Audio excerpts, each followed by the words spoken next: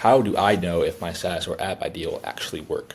If you have a great idea for a software, the chances are you ask yourself this question at least once. It's the ultimate founder's fear, spending months, thousands of dollars, and endless energy building a product only to find out that no one wants to use it. The sad truth is it actually happens quite often. About 42% of startups fail because they build something that no one needs, right? There's no market need for the solution. Nearly half of all startups fail because of this problem, right? So the question is, how do we avoid being part of that statistic? Well, that's exactly what we're going to be diving into today, how we can combine AI tools in 2024 and beyond, along with no-code platforms to validate your SaaS idea quickly, affordably, and effectively. So by the end of this video, you'll have the tools that you need to test your idea in days and not months without spending a fortune. But before we get into that, if you're new here, you may be wondering who I am and how do I know what I'm talking about. My name is Timothy John Uzebu. I'm the co-founder here at Benmore Technologies. We specialize in helping non-technical, self-funded founders turn their ideas into functional software products. Over the years, we've worked with founders from all sorts of industries, including healthcare,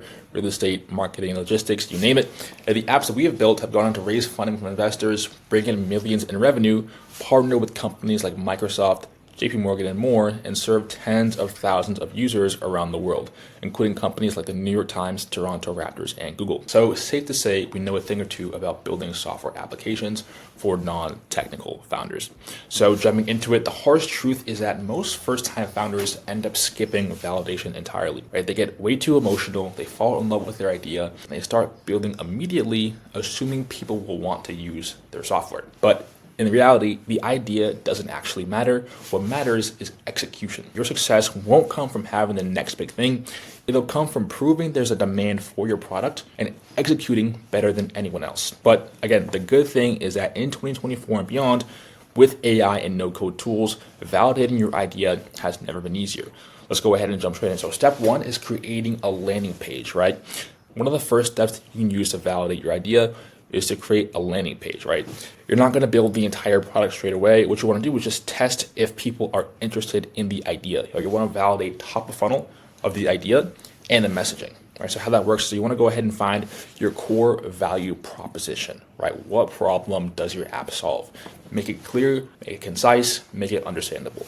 Should be no more than one sentence, for example, and we'll use this example throughout the remainder of the video, but let's say, for example, you have an app that helps freelancers manage invoices and payments all in one place, right? That is your core value proposition for the application. See that it's only one sentence, it's not some pie in the sky with lots of jargon, lots of buzzwords. That won't do it for you because people won't know what you're talking about. You want to make sure it's very clear and very concise. Now, step two is to design the mockups with AI or no-code tools. In that landing page, people are going to want to see and even interact with how the end product of the code and the platform might end up looking like. So you can use tools like Figma, Canva, or even Midjourney to create some simple mockups. Again, your goal is not to build the entire product, but just to give people a taste and a concept of what it'll look like when it is live. From there, you're going to want to create the actual landing page and host it. You can use no-code website builders like Webflow, Card, or Framer. Essentially, how you want to structure that website is just a clear headline, right? Some visual mockups,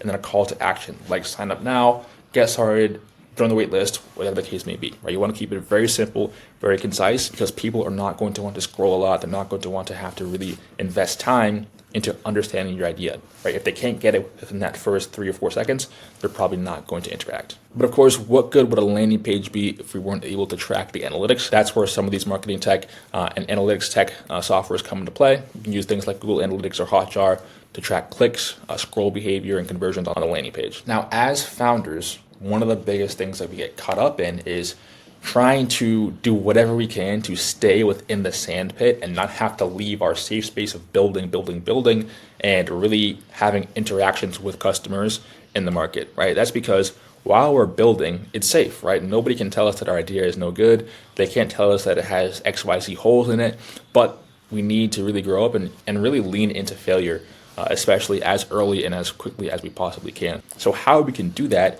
is to start driving traffic to our landing page as quickly as possible. Again, this is where a lot of founders end up getting stuck. They think you need a huge budget or marketing expertise, but marketing is very simple, especially now with the AI tools at our disposal. It's easier than ever. One pathway we can explore is to run paid ads, right? Now, I know you're thinking that, I'm not a marketer, I'm not a copywriter, I don't know how to structure my advertising. that's where we can leverage ChatGPT or Claude or any other of these AI tools to create the messaging and the copy for ads, right? From there, we can go ahead and run these campaigns on social media platforms like LinkedIn, for example, if you have a B2B application or B2B SaaS. Facebook or Instagram are great for, prosumer, consumer apps, as well as TikTok even for some of these Gen Z focused applications as well. And you don't have to start super broad. I remember my very first time running ads for software I built, I was running just about $30 a day, right? Nothing crazy. And I really could have got away with running a lot less. I just wanted to just validate that quicker and gather more data. At the end of the day, the more data you can get in a quicker period of time, the faster you can iterate and go from there. So essentially, you want to just make this kind of figure line up with what your risk appetite is and how much you're willing to expedite that learning process. Now, a valid concern is, what if I don't have the budget for ads right away? Of course, if you're a self-funded founder, you're pre-revenue, even pre-product at this point, you may not have a massive budget to spend and burn essentially on running ads. So a few different methods we can leverage is first and foremost, social media communities. Find relevant groups, Facebook, LinkedIn, Slack, Reddit, wherever your ideal market hangs out, you can go ahead and infiltrate those communities and start to provide value. Now, once you're in these groups, again, the last thing you want to do is start pitching, just dropping random links or something like that. You need to understand and really picture yourself in their perspective, right? What do they want to see? What do they want to interact with? And 9 times out of 10, it's not just some random new member coming in and pitching their services or their app.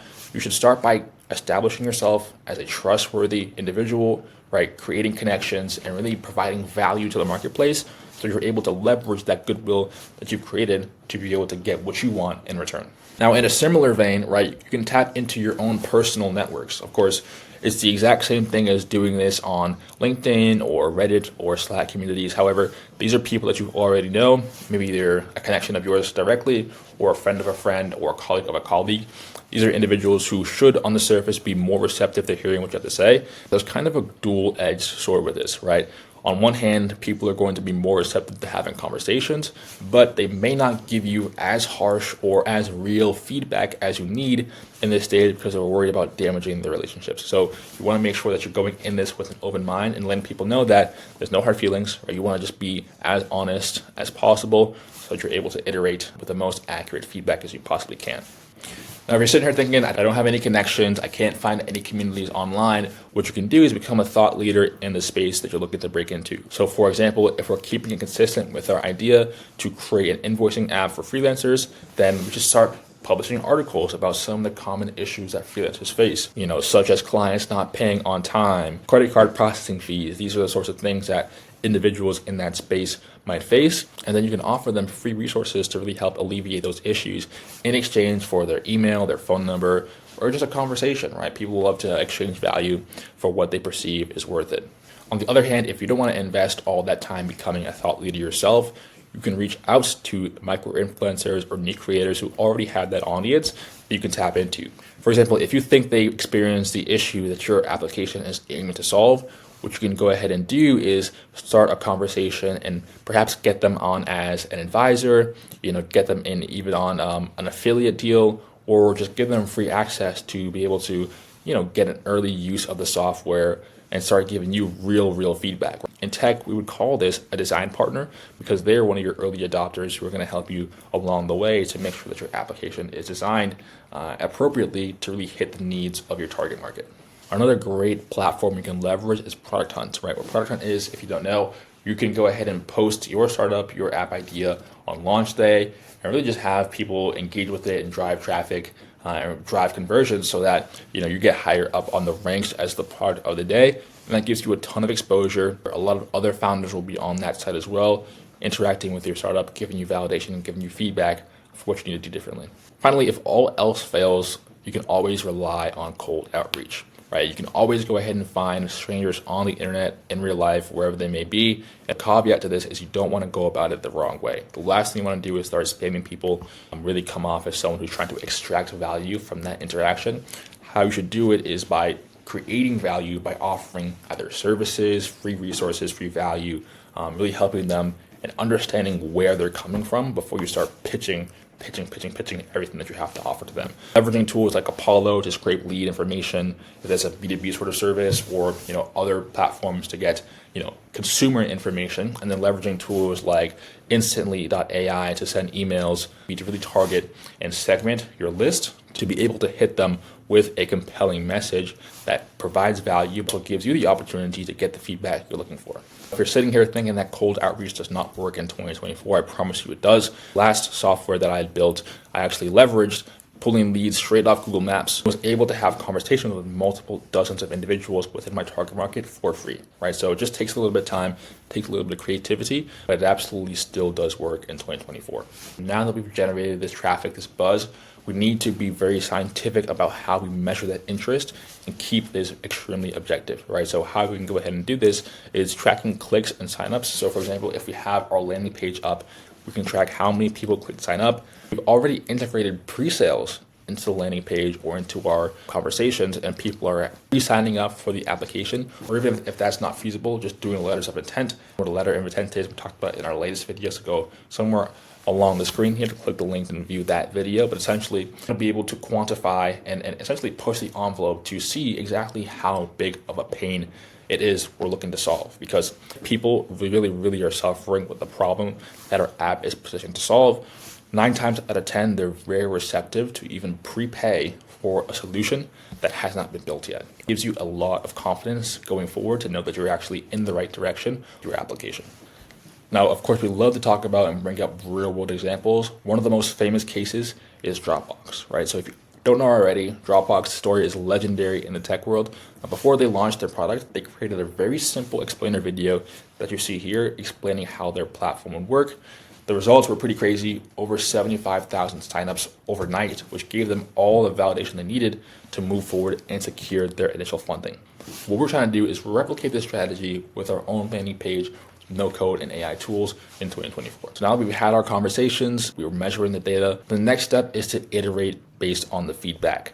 Now, if you don't know exactly what to do or exactly how to read your data, you can always integrate with AI tools like ChatGPT or Claude and start inputting that data that you've received and having ChatGPT summarize them and give you actionable insights based on the outcomes. Now, that's what we call quantitative data. We also want to leverage qualitative data, right? Having conversations with our early users, right? Asking them what they liked, what they didn't, and what other features they would like to see to have their problem solved even better. From there, update the landing page, right? Again, like I said earlier, the first version of the landing page, the messaging is probably not going to be spot on as far as how your target market actually communicates their problem to themselves, right? So you want to take the information, take the calls that you've recorded with your target market and start to iterate the copywriting, the landing page, the messaging, all of this to have it be in sync with how they communicate themselves. The reason for this is because the name of the game when it comes to marketing is resonance, right? You want people to really resonate with the messaging that you have.